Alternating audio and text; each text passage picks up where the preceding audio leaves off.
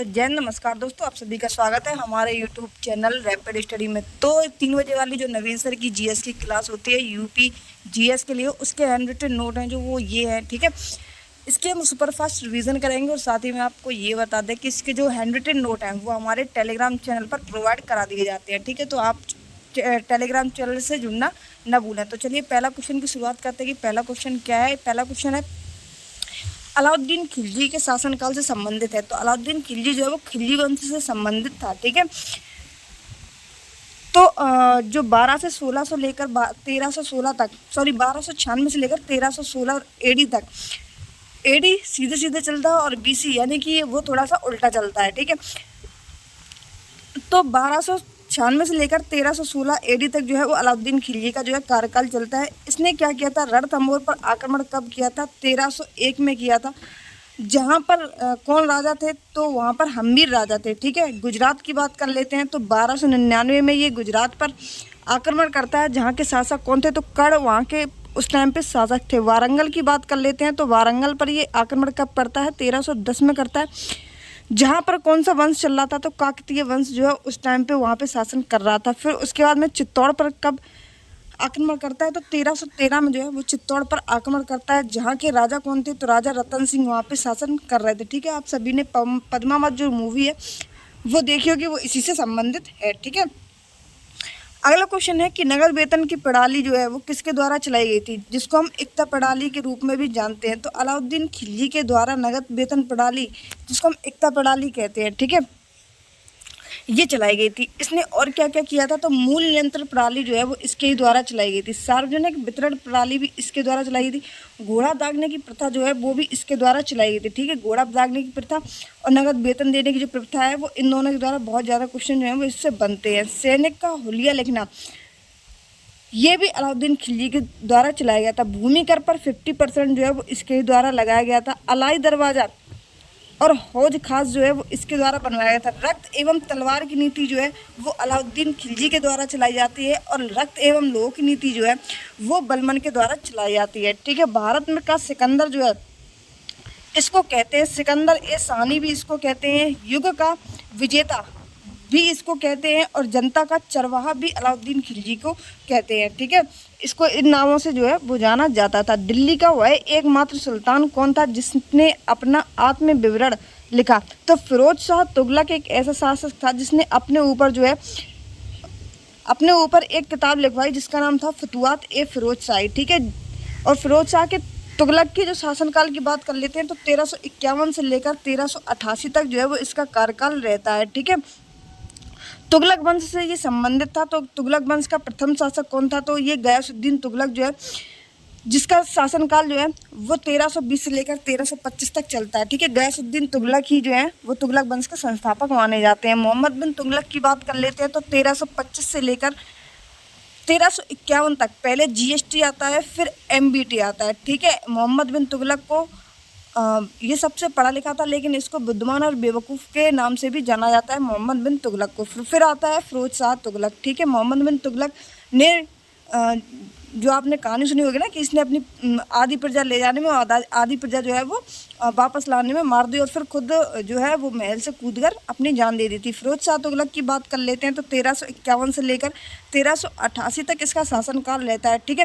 लेकिन फिरोज शाह तुगलक ने सर्वाधिक जो सिंचाई नहर होती हैं, सिंचाई नहर की व्यवस्था जो है वो सर्वाधिक फिरोज शाह तुगलक के द्वारा करवाई गई थी, ठीक है। जिनको क्या कहा जाता था? हक ए सर्व कहा जाता था इसके शासनकाल में सिंचाई कर को, ठीक है। जो सबसे ज़्यादा नहरें हैं वो इसके द्वारा चलवाई गई थी, फिरोज शाह तुगलक के द्वारा। दीवान एक खैरात भी इसके द्वारा चलाया जाता है, ठीक है। किसने कहा था कि दिल्ली अभी दूर है? तो निजामुद्दीन औलिया ने कहा था, ठीक है। और निजामुद्दीन औलिया की जो दरगाह है वो कहाँ पर है? ये नई दिल्ली में स्थित है। मोइनुद्दीन चिश्ती की दरगाह कहाँ पर है? तो ये अजमेर राजस्थान में स्थित है। सलिया चिश्ती की बात कर लेते हैं, सलीम चिश्ती की दरगाह कहाँ पर है? तो ये आगरा में बनी हुई है। हाजी अली की बात कर लेते हैं, इनकी दरगाह कहाँ पर है? तो ये मुंबई में स्थित है, ठीक है। अगला क्वेश्चन है कि मूर देश का यात्री, जिसको हम इब्न बतूता कहते हैं ये किसके शासनकाल में आया था? तो ये मोहम्मद बिन तुगलक के शासनकाल में आता है, जिसका शासनकाल 1325 से लेकर 1351 था। ठीक है, फिर इसके बाद में फिरोज शाह तुगलक का शासनकाल आता है, और इसके पहले जो है वो गयासुद्दीन तुगलक का शासनकाल चलता है। ठीक है, 1320 से लेकर 1325 तक। इसने राजधानी जो है, मोहम्मद बिन तुगलक ने, हमने आपको अभी बताया कि इसने आधी जनता ले जाने में और आधी जनता जो है वो वापस लाने में मार दी। इसने अपनी राजधानी जो है वो दिल्ली से दौलताबाद, पहले तो ये दिल्ली से दौलताबाद अपनी प्रजा को ले गया, और फिर दौलताबाद से वापस दिल्ली आया, तो इसने अपनी जो है जो जनता थी इसने उसको ख़त्म कर लिया। ठीक है, इसीलिए इसको रक्त पिपासु के नाम से जानते हैं। इसने क्या चलाई थी? इसने सांकेतिक मुद्रा चलाई थी। इसने एक तो चमड़े की मुद्रा चला दी, जो हर व्यक्ति जो है बना लेता था, और सांकेतिक मुद्रा के रूप में प्रचलन वो चलने लगती थी, तो इसलिए इसने सांकेतिक मुद्रा जो है वो चलाई, लेकिन ये सफल नहीं हुई। ठीक है, कुराचिल अभियान भी इसके द्वारा चलाया गया था, खुरासान का अभियान भी इसके द्वारा चलाया गया था। दीवाने अमीर शाही कोई, जिसको हम क्या कहते थे? इसके शासनकाल में किसान ऋण को क्या कहते थे? दीवाने अमीर कोई के नाम से जानते थे। ठीक है, इब्न बतूता भारत कब आता है? तो इब्न बतूता ये मूर देश का था। कहाँ का था? मूर देश का था, जिसका जो 1333 में भारत आता है। ठीक है, दिल्ली का काजी भी इसको कहा जाता है, और 1342 में इसको चीन भेज दिया गया। कहाँ पर? चीन भेज दिया गया। और इसने इब्न बतूता ने एक पुस्तक लिखी थी, किताब उल रहला। कौन सी? किताब उल रहला इब्न बतूता के द्वारा लिखी गई थी। ठीक है, लोधी वंश की बात कर लेते हैं। तो लोधी कहाँ के शासक थे? तो लोधी जो थे वो अफगान के शासक थे। कहाँ के? अफगान के शासक थे। बेलोल लोधी ने लोधी वंश की स्थापना की कब? 1451 में। कब? 1451 में। और बेलोल लोधी के कार्यकाल की बात कर लेते हैं, तो 1451 से लेकर 1489 तक बेलोल लोधी शासन में रहता है। उसके बाद में सिकंदर लोधी इसका उत्तराधिकारी बनता है। कब? 1489 से लेकर 1517 तक। फिर इब्राहिम लोधी बनता है कब? 1517 से लेकर 1526 तक। ठीक है, सिकंदर लोधी ने 1504 में क्या बसाया था? आगरा की स्थापना की थी। ठीक है, और अपनी राजधानी भी जो है वो आगरा में स्थानांतरित कर ली थी। औरंगजेब की बात कर लेते हैं, तो औरंगजेब का अग्रगामी था कौन? सिकंदर लोधी। सिकंदर लोधी जो है वो औरंगजेब का अग्रगामी था। कोई विधेयक, धन विधेयक है या नहीं, इसका निर्णय कौन करेगा? तो इसका निर्णय जो है वो लोकसभा के अध्यक्ष आर्टिकल 110 के अकॉर्डिंग करते हैं। किसके अकॉर्डिंग करते हैं? 110 के अकॉर्डिंग। और लोकसभा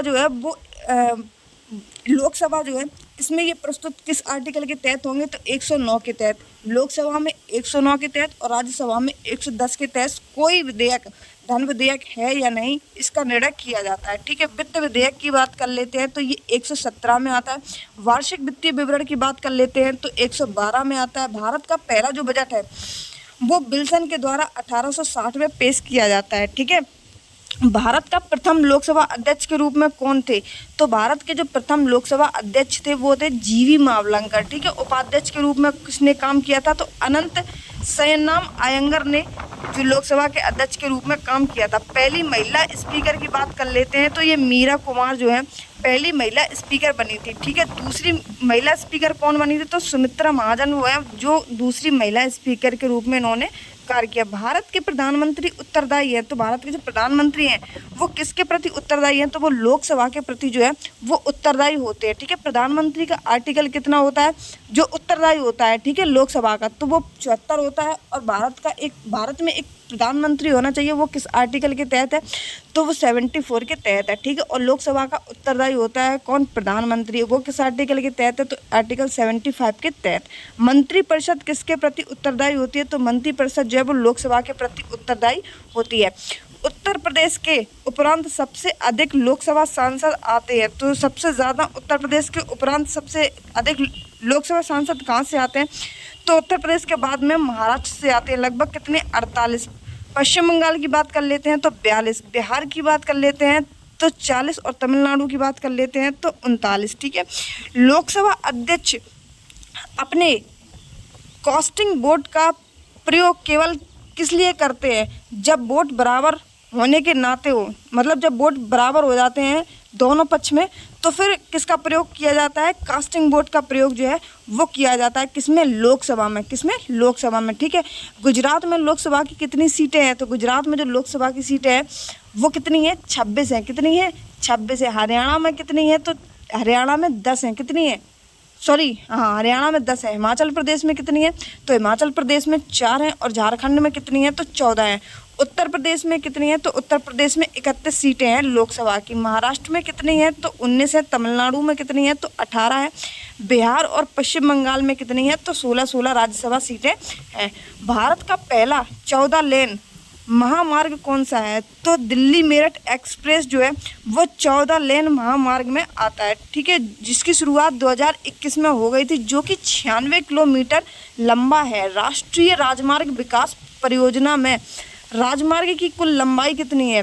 तो आपने सुना होगा कि जो रोड निर्माण का काम है वो NHAI का करता है। NHAI का जो फुल फॉर्म है वो क्या होता है? National highway authority of India. जब आप टोल टैक्स वगैरह किसी में आपने देखा होगा, टोल टैक्स में NHAI लिखा होता है बहुत बड़े बड़े अक्षरों में, ठीक है, तो उसका मतलब होता है national highway authority of India, जिसकी स्थापना 1998 में होती है और 1995 का एक्ट होता है। कब? 1995 में इसकी स्थापना होती है और 1998 का एक्ट है। कौन से? 98 का एक्ट है और 95 में इसकी स्थापना होती है, जिसका हेडक्वार्टर कहाँ पर है? दिल्ली में इसका हेडक्वार्टर है। किसका? NHAI का, ठीक है। राष्ट्रीय राजमार्ग विकास परियोजना के राजमार्ग की कुल लंबाई कितनी है? तो 5846 जो है वो इसकी कुल लंबाई है किलोमीटर में, ठीक है, ना कि मीटर में। भारत के पूर्वी तट के बंदरगाह कौन कौन से हैं? तो देखो, पारादीप, विशाखापट्टनम, एन्नौर, तूतीकोरन, चेन्नई और कोलकाता जो है ये बंदरगाह हैं, ये पूर्वी तट के बंदरगाह में आते हैं। पश्चिमी की बात कर लेते हैं, तो पश्चिमी में कौन कौन से आते हैं? देखो, कांडला जो कि गुजरात की साइड पड़ता है, ठीक है। नाहरगोवा की बात कर लेते हैं तो ये मुंबई में पड़ता है। मार्मुगुआ की बात कर लेते हैं जो गोवा की साइड में पड़ता है। मंगलोर जो कि कर्नाटक की साइड में पड़ता है और कोच्चि जो कि केरल के साइड में पड़ता है, ठीक है। ये सभी किस साइड पड़ते हैं? सभी जो है वो पश्चिमी घाट, मतलब पश्चिमी तट के जो है वो बंदरगाह हैं, ठीक है। इसके बाद आगे चलते हैं कि थारू जनजाति जो है वो कहाँ की जनजाति है? तो थारू जनजाति देखो यूपी में भी है। और देखो, ज़रूरी नहीं है कि एक जनजाति जो है वो एक ही स्टेट में मिले, कई स्टेटों में भी मिल सकती है। ज़्यादातर जो है जहाँ की ज़्यादा जनसंख्या होती है जनजाति की, वहाँ अधिकतर उस जाति को मानते हैं, ठीक है। थारू जनजाति की बात कर लेते हैं तो ये उत्तर प्रदेश की जनजाति है जो कि दीपावली को शौक के रूप में ये मनाती है, थारू जनजाति, ठीक है। बुक्सा की बात कर लेते हैं तो बुक्सा जो है, बुक्सा टाइगर रिजर्व नहीं है, ठीक है, ये बुक्सा जनजाति है। तो बुक्सा जनजाति कहाँ की है? उत्तराखंड की है। कहाँ की है? उत्तराखंड की है, ठीक है, जिसको हम जौनसारी और उत्तराखंड की और कौन कौन सी है? जौनसारी और भूटिया जो है ये कहाँ की है? ये उत्तराखंड के। मुंडा की बात कर लेते हैं तो मुंडा ट्राइब कहाँ की है? तो ये झारखंड की है, ठीक है। गद्दी की बात कर लेते हैं तो कहाँ की है? ये हिमाचल प्रदेश की है, ठीक है। मणिपुरी की बात कर लेते हैं तो नागा कुकी ट्राइब जो है आपने सुना होगा, जिसको हम मैतेई ट्राइब के नाम से जानते हैं, ये मणिपुरी की है। झारखंड की और कौन सी है? तो संथाल और मुंडा, ये झारखंड में भी होती है। वैसे मुंडा देखो, मुंडा यहाँ पे, ये झारखंड में, यहाँ पे मुंडा है और यहाँ पर ये मुंडा जो है ये संथाल और मुंडा झारखंड में भी है, ठीक है। राजस्थान में कौन सी है? भील है। नागालैंड की बात कर लेते हैं तो कोन्याक जो है वो नागालैंड नागालैंड में जाति जो है वो पाई जाती है। सिक्किम की बात कर लेते हैं तो लिम्बुस और लेप्चा ट्राइब आपने सुना होगा, ठीक है, और लिम्बुस, ठीक है। और मेघालय की बात कर लेते हैं तो गारो और खासी और जयंतिया की जो पहाड़ियाँ और प्लस जातियाँ ये मेघालय में ही स्थित है, ठीक है। ये पहाड़ियाँ भी हैं और यहीं पे जो ये जो जनजातियाँ जो हैं वो मिलती हैं। राष्ट्रीय अंतर्देशीय संस्थान की बात कर लेते हैं तो निनी अव्यवस्थित है। कहाँ पर? अब पटना में, ठीक है। कहाँ पर? पटना में। केंद्रीय जल परिवहन निगम भी यहीं पर पटना में स्थित है। राष्ट्रीय जल क्रीड़ा संस्थान कहाँ पर है? तो ये गोवा में स्थित है। इसके बाद अंतर्देशीय जलमार्ग निगम की बात कर लेते हैं तो ये कहाँ पर है?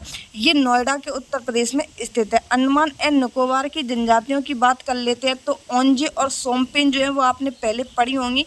एक और जोड़ लेंगे उसी में, हालचू जो है, हालचू ट्राइब। कौन सी? हालचू ट्राइब। ओंके और सोमपेन जो ट्राइब है वो कहाँ की है? अंडमान एंड निकोबार की है। तमिलनाडु की बात कर लेते हैं तो टोडा जो जनजाति है वो कहाँ की है? तमिलनाडु की है, ठीक है। मुआत्सु, अंगामी और एंगमा ये ट्राइब कहाँ की है? ये नागालैंड की है। कहाँ की है? नागालैंड की ट्राइब है। विद्युत चुम्बकीय स्पेक्ट्रम किरणें कौन सी किरणें होती हैं?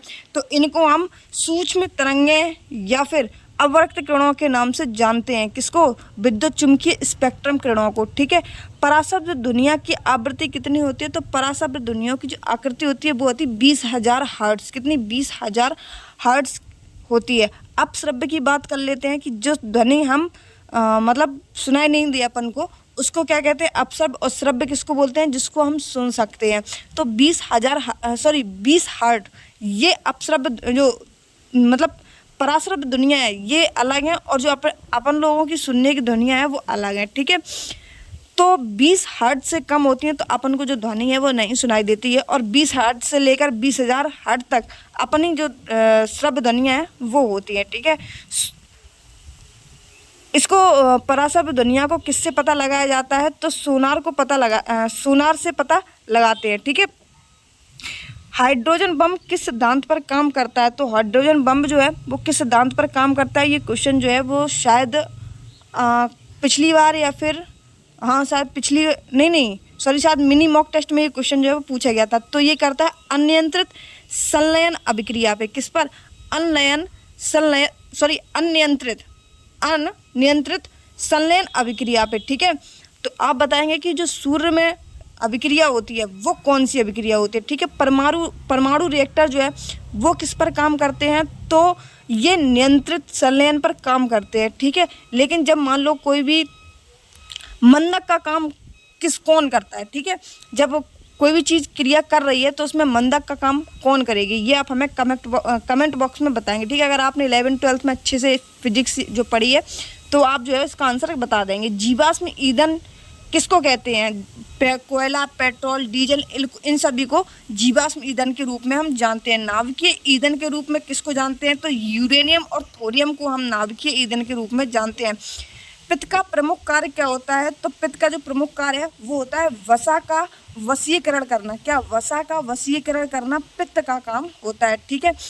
और इसका निर्माण कहाँ होता है पित्त का? तो यकृत में जो है पित्त का निर्माण किया जाता है। इंसुलिन की बात कर लेते हैं। तो इंसुलिन जो है वो क्या होता है? वो एक प्रोटीन होता है। क्या होता है? प्रोटीन होता है। ठीक है। एमिनो एसिड बनाता है। कौन सा? एमिनो एसिड जो है वो इसका इंसुलिन का काम होता है एमिनो एसिड बनाने का। ठीक है। इसका उत्पादन कहाँ होता है इंसुलिन का? तो अग्नाशय में इंसुलिन का जो उत्पादन है वो किया जाता है। इसकी खोज किसने की थी इंसुलिन की? तो इंसुलिन की जो खोज है वो बेंटिक एंड बेस्ट के द्वारा की गई थी। ठीक। अगर इंसुलिन की कमी हो जाए तो कौन सा रोग हो जाएगा? तो मधुमेह रोग जो है वो हो जाता है। भारतीय अर्थव्यवस्था के वैयाकरण का अर्थ क्या है? तो भारतीय अर्थव्यवस्था के वैश्वीकरण का जो अर्थ है, थोड़ा सा जीभ में छाले होने की वजह से जो प्रोनाउंसिएशन है वो थोड़ा गड़बड़ हो जाता है। ठीक है। और कंटिन्यू पढ़ते रहते तो जल्दी जल्दी से समझ में नहीं आता। तो वैश्वीकरण का अर्थ क्या है? दूसरे देशों के साथ आर्थिक संबंधों पर लगे प्रतिबंधों को यथासंभव कम से कम करना इसका काम होता है। एफडीआई को बढ़ावा, यानी कि एफडीआई को होता है फॉरेन डायरेक्ट इन्वेस्टमेंट। ठीक है। क्या होता है? फॉरेन डायरेक्ट इन्वेस्टमेंट एफडीआई का फुल फॉर्म होता है। मुद्रा अवमूल्यन का अर्थ क्या होता है? तो मुद्रा अवमूल्यन का अर्थ होता है मुद्रा के बाहरी मूल्यों में कमी। मुद्रा जो है वो बाहर से जो आती है भारत में उसकी कमी हो जाना। ठीक है। भारत में अवमूल्यन की कमी कब हुई है? तो 1949 में पहले हुई है, फिर 1966 में हुई है, इसके बाद में 1991 में हुई है। ठीक है। 1991 में जो है वो 2 बार भारतीय अवमूल्यन होता है। आपसे पूछा जाता है कि भारत में 2 बार अवमूल्यन किस वर्ष हुआ है? तो 1991 में 1 जुलाई और 3 जुलाई को ये 2 टाइम्स जो है वो हो जाती है। प्रच्छन्न बेरोजगारी की बात कर लेते हैं। तो प्रच्छन्न बेरोजगारी किसको कहते हैं? तो कृषि को कहते हैं। ठीक है।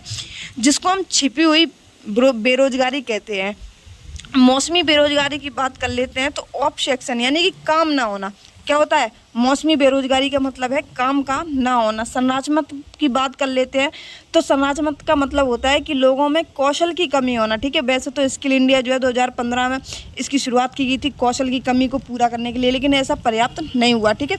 चक्रीय की बात कर लेते हैं। तो चक्रीय का मतलब होता है मंदी। ठीक है। अगला क्वेश्चन है कि राष्ट्रीय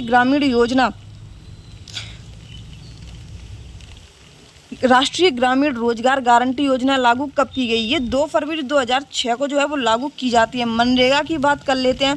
तो ये 2 अक्टूबर 2009 को मनरेगा जो है इसी योजना को इसका नाम बदलकर ये अलग है। और मनरेगा जो एक एक और जो योजना है वो चलाई गई थी, उसी का नाम बदल कर मनरेगा रख दिया है, ठीक है। अभी जुबान पर वो नहीं आ रहा नाम। और जो राष्ट्रीय ग्रामीण गारंटी योजना है ये 2 फरवरी 2006 को चलाई जाती है, और मनरेगा जो है वो 2 अक्टूबर 2009 को चलाई जाती है। सर्व शिक्षा अभियान की शुरुआत कब होती है? तो इसकी सर्व शिक्षा अभियान की जो शुरुआत है वो 2001 में होती है, जिसमें 6 से 14 वर्षों के बच्चों के लिए जो है वो निःशुल्क शिक्षा जो प्रदान की जाती है। आप बताएंगे कि कौन सा कॉन्स्टिट्यूशन अमेंडमेंट एक्ट है जिसमें 6 से 14 वर्ष के बच्चों के लिए निःशुल्क शिक्षा का प्रावधान जो है वो दिया गया है, ठीक है। ट्राई किस क्षेत्र का नियामक संस्था है? तो ट्राई, अभी हमने आपको बताया है कि नहाई अलग है और ट्राई अलग है। ट्राई क्या होता है? Telecom regulatory authority of India. जो अपन लोग सिम इस्तेमाल करते हैं ना, उसका जो पूरा डाटा जो है, मतलब ब्यौरा जो रखना, वो ट्राई का काम होता है, ठीक है। Telecom regulatory authority of India, जिसकी स्थापना कब होती है? 1997 में होती है। और एक्ट भी कौन सा है? तो 1997 का एक्ट ये है, ठीक है। मानस नेशनल पार्क की बात कर लेते हैं, तो ये कहाँ पर है? ये असम में स्थित है। वाल्मीकि नेशनल पार्क कहाँ पर है? तो ये बिहार में है। सलीम अली की बात कर लेते हैं, तो ये जम्मू एंड कश्मीर में है। सुल्तानपुर की बात कर लेते हैं, तो ये भी ये हरियाणा में है। कहाँ पर? ये हरियाणा में है, ठीक है। अंशी और साकिय उद्यान की बात कर लेते हैं, जो कि कर्नाटक का है। कहाँ का है? कर्नाटक का है। बांधवगढ़ की बात कर लेते हैं। बांधवगढ़ नेशनल पार्क कहाँ पर है? तो ये एमपी में स्थित है। बेतला की बात कर लेते हैं, नेशनल पार्क कहाँ पर है? तो ये झारखंड में है। दांचीगम की बात कर लेते हैं, तो ये जम्मू एंड कश्मीर में है। ग्रेट हिमालय की बात कर लेते हैं, तो ये हिमाचल एंड प्रदेश में है। 18 अप्रैल को क्या मनाया जाता है? तो 18 अप्रैल को विश्व विरासत दिवस के रूप में मनाते हैं। 22 मई को क्या मनाते हैं? जैव विविधता दिवस के रूप में मनाते हैं। 29 जुलाई को क्या मनाते हैं? तो इसको हम 29 जुलाई को बाघ दिवस के रूप में मनाते हैं। किसके? बाघ दिवस, ठीक है। टाइगर डे के रूप में हम मनाते हैं। 5 दिसंबर को हम क्या मनाते हैं? तो इंटरनेशनल मिट्टी डे। कौन सा? इंटरनेशनल सॉइल डे के रूप में हम 5 दिसंबर को मनाते हैं। 22 अप्रैल को क्या मनाते हैं? तो पृथ्वी दिवस जो है वो 22 अप्रैल को मनाते हैं। 22 मार्च को जल दिवस मनाते हैं। मार्च, अप्रैल और मई, 22 मई को क्या मनाते हैं? जैव विविधता के रूप में हम मनाते हैं, ठीक है। 22 जून को इंटरनेशनल वर्षा या फिर वन के रूप में मनाते हैं। कब? इंटरनेशनल वर्षा और वन के रूप में इसको हम मनाते हैं, ठीक है। यूपी के पूर्व किसको कहा जाता है? तो यूपी का जो पूर्व है वो हम यूपी के पूर्व का जो मैनचेस्टर है वो किसको कहा जाता है? वो कानपुर को कहा जाता है। नवाबों का शहर के नाम से किसको जानते हैं? तो लखनऊ को जानते हैं। भारत का मैनचेस्टर, देखो भारत का मैनचेस्टर किसको कहते हैं? अहमदाबाद को। और यूपी के पूर्व का मैनचेस्टर, ये दोनों चीज़ें अलग अलग हैं। भारत का आए तो अहमदाबाद लगाएंगे, और यूपी का आए तो किसको लगाएंगे? कानपुर को, ठीक है। वाराणसी को क्या कहते हैं? तो वाराणसी को 80 नदियों का संगम कहते हैं, ठीक है। भारत का परिसर वर्ग किसको कहते हैं? तो जमशेदपुर को कहते हैं। भारत का स्विट्जरलैंड किसको कहते हैं? तो भारत का जो स्विट्जरलैंड है वो कश्मीर को कहते हैं। पूर्व का वेनिस किसको कहते हैं? तो पूर्व का वेनिस कोच्चि को कहते हैं, ठीक है। भारत का स्कॉटलैंड किसको कहते हैं? तो भारत का जो स्कॉटलैंड है वो कुर्ग को कहते हैं, ठीक है। और कुर्ग को ही हम दक्षिण भारत का कश्मीर भी कहते हैं। देखो भारत का स्कॉटलैंड तो हम कुर्ग को कहते हैं, और दक्षिण भारत का कश्मीर भी हम कहते हैं, ठीक है। ईडन गार्डन कहाँ पर है? तो ये कोलकाता में स्थित है। अरुण जेटली कहाँ पर है? तो ये दिल्ली में। चिन्ना स्वामी कहाँ पर है? ये बेंगलोर में है। एयरपोर्ट की बात हो रही है, ठीक है। ये ईडन गार्डन एयरपोर्ट, इतना तो पता ही होगा अपना पढ़ के कि ये क्या है। चिन्ना स्वामी एयरपोर्ट कहाँ पर है? बेंगलोर में। जेवार की बात कर ले चेवक की बात कर लेते हैं, तो ये चेन्नई में है। कीनन स्टेडियम की बात कर लेते हैं, एयरपोर्ट नहीं है ये, अरे यार स्टेडियम है। क्या है? स्टेडियम है, ठीक है। ईडन गार्डन और अरुण जेटली, वो गलती से निकल गया एयरपोर्ट, वो मतलब दिमाग में तो वही चल रही थी कि खेल से संबंधित, ठीक है, लेकिन एयरपोर्ट निकल गया। कीनन स्टेडियम कहाँ पर है? तो जमशेदपुर में, ठीक है। रूप सिंह कहाँ का स्टेडियम है? तो एमपी ग्वालियर में। बानखेड़े की बात कर लेते हैं, तो ये कहाँ पर है? बानखेड़े और ब्रेबॉर्न मुंबई में स्थित है। मोटेरा की बात कर लेते हैं, तो मोटेरा स्टेडियम जो है वो गुजरात में स्थित है। पीसीए कहाँ पर है? तो ये मोहाली में स्थित है, ठीक है। भारत ने हॉकी में पहला विश्व कप कब जीता था, तो भारत ने जो हॉकी में विश्व कप जो है वो 1975 में पहले जीता था। और उस टाइम जो कप्तान थे वो कौन थे, तो अजीत पाल जो है उस टाइम कप्तान थे। ठीक है, भारत ने हॉकी कब खेला था, तो पहले जब 1971 में खेला था। और 1971 में भारत में जो हॉकी खेला था वो कहाँ खेला था, बार्सिलोना में खेला था। कहाँ पर, बार्सिलोना में खेला था, जिसमें 8 स्वर्ण पदक ओलंपिक में जीते थे। कब, 8 स्वर्ण पदक जो है वो ओलंपिक में कब कब जीत चुके हैं, तो 1928 में जीता, 32 में, 36 में, 48 में, 52 में, 56 में, 64 में और 80 में जो है वो स्वर्ण पदक जीते हैं भारत ने हॉकी में। ठीक है, भवैया की बात कर लेते हैं, तो ये कहाँ की है, ये पश्चिम बंगाल के। पंडवानी नृत्य की बात कर लेते हैं तो ये छत्तीसगढ़ का है। झूमर नृत्य की बात कर लेते हैं तो ये झारखंड का है। बिरहा, 12 मास और कजरी ये कहाँ के हैं, तो ये यूपी के हैं। ठीक है, बिरहा, 12 मास और कजरी ये उत्तर प्रदेश के नृत्य हैं। सोहराय की बात कर लेते हैं तो सोहर जो है वो बिहार का है। टप्पा और जोगनी जो है वो पश्चिम बंगाल का है। ठीक है, सॉरी पश्चिम बंगाल नहीं, पंजाब के हैं ये दोनों, टप्पा और जोगनी। लोटिया और पनिहारी की बात कर लेते हैं तो ये राजस्थान के हैं। केलूचरण महापात्रा किससे संबंधित हैं, तो ये उड़ीसी नृत्य से संबंधित हैं। पंकज चरण दास और देवा प्रसाद ये भी किससे संबंधित हैं, उड़ीसी नृत्य से संबंधित हैं। राधा रेड्डी जितने भी रेड्डी नाम है वो किससे संबंधित हैं, कुचिपुड़ी से संबंधित है। ठीक है, गुरु बिपिन सिंह जो कि झावेरी बहनें हैं। झावेरी बहनें कितनी हैं, 4 हैं, दर्शना, नयना, सुवर्णा और रंजना। कौन कौन सी, दर्शना, नयना, सुवर्णा और रंजना जो है वो झावेरी बहनें, ये 4 बहनें हैं। ये भी किससे हैं, ये मणिपुर से संबंधित हैं। और गुरु बिपिन सिंह जो हैं वो इनके गुरु थे, किनके, झावेरी बहनों के। भरतनाट्यम की बात कर लेते हैं तो टी बालाकृष्णन और टी बाला सरस्वती, पद्मा सुब्रमण्यम, यामिनी कृष्णमूर्ति ये सभी किससे हैं, ये सभी भरतनाट्यम से संबंधित हैं। यामिनी कृष्णमूर्ति ये कुचिपुड़ी से भी संबंधित है। ठीक है, मोहिनी अट्टम की बात कर लेते हैं तो कल्याणी कुट्टी अम्मा ये कैसे संबंधित है, ये मोहिनी अट्टम से संबंधित है। राष्ट्रीय रक्षा एकेडमी कहाँ पर स्थित है, ये तो ये पुणे में स्थित है। आर्मी सेना कमांड ये भी कहाँ पर है, ये भी पुणे में स्थित है। इसके बाद हम बात कर लेते हैं किसकी, कि उधमपुर जो है वो कहाँ पर पड़ता है, नॉर्थ में पड़ता है। ठीक है, चंडीगढ़ कहाँ पड़ता है, तो ये वेस्ट साइड पड़ता है। और कोलकाता जो है वो ईस्ट साइड पड़ता है।